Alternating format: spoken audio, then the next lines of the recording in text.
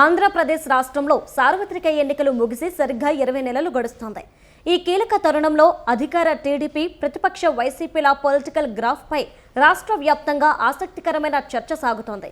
రేపు ఎన్నికలు వచ్చినా మళ్లీ గెలిచేది తామేనని మాజీ సీఎం జగన్మోహన్ రెడ్డి ధీమా వ్యక్తం చేస్తుంటే, కూటమి ప్రభుత్వం మాత్రం సూపర్ 6 విజయవంతమైందని, ప్రజల సంతృప్తి స్థాయిలు రికార్డు స్థాయిలో ఉన్నాయని సగర్వంగా చెబుతోంది. ఇంతకీ క్షేత్రస్థాయిలో నిజంగానే వైసీపీ పుంజుకుందా, లేక చంద్రబాబు పాలనా దక్షత ముందు విపక్షం పూర్తిగా తేలిపోయిందా?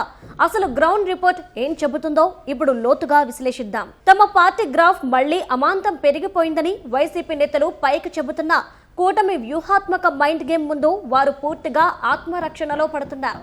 తిరుమల లడ్డూ వివాదం, మద్యం టెండర్లలో అక్రమాలు, జగనన్న ఇళ్ల నిర్మాణంలో భారీ అవినీతి లాంటి అంశాలను టీడీపీ నిరంతరం ప్రస్తావిస్తూ వైసీపీ ప్రతిష్టను పాతాళానికి పడదోసే అడుగులు విజయవంతంగా కొనసాగిస్తోంది. క్షేత్రస్థాయిలో నిశితంగా పరిశీలిస్తే వైసీపీకి కేవలం ఒకే ఒక సానుకూల అంశం కనిపిస్తోంది. అదే డైరెక్ట్ క్యాష్ ట్రాన్స్ఫర్. వైసీపీ అధికారంలో ఉంటే ప్రతి నెల ఏదో ఒక రూపంలో నేరుగా తమ చేతుల్లోకి నగదు వచ్చేదని మెజారిటీ మహిళలు వ్యాఖ్యానిస్తున్నారు.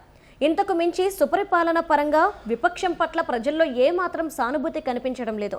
అయితే ఈ వాదనను కూడా తుడిచిపెట్టేందుకు టీడీపీ సూపర్ 6 అస్త్రాలను బలంగా ప్రయోగిస్తోంది. రాష్ట్రాభివృద్ధి, పరిపాలనా పరంగా టీడీపీకి 100% మార్కులు పడుతున్న సంక్షేమ పథకాల అమలులో నెలల తరబడి వచ్చిన గ్యాప్ స్వల్ప అసంతృప్తికి దారితీస్తోంది. గతంలో ఈ నగదును తల్లుల ఖాతాలో వేసేవారు. చేతిలో డబ్బులు కనిపించగా ఈ పథకం క్రెడిట్ ప్రభుత్వానికి పెద్దగా దక్కడం లేదు. 45 ఏళ్లు నిండిన బీసీ మహిళలకు గతంలో ఇచ్చిన చేయూత తరహా నగదు బదిలీ పథకాలను వైసీపీ విపరీతంగా ప్రచారం చేసుకుంది. ప్రస్తుతం అటువంటి పథకం లేకపోవడం టీడీపీకి క్షేత్రస్థాయిలో కాస్త మైనస్గా మారుతుంది. ఎలా చూసుకున్నా వినాశనం అంచున ఉన్న రాష్ట్రాన్ని మళ్లీ అభివృద్ధి ట్రాక్లో పెట్టడంలో చంద్రబాబు విజయం సాధించారు.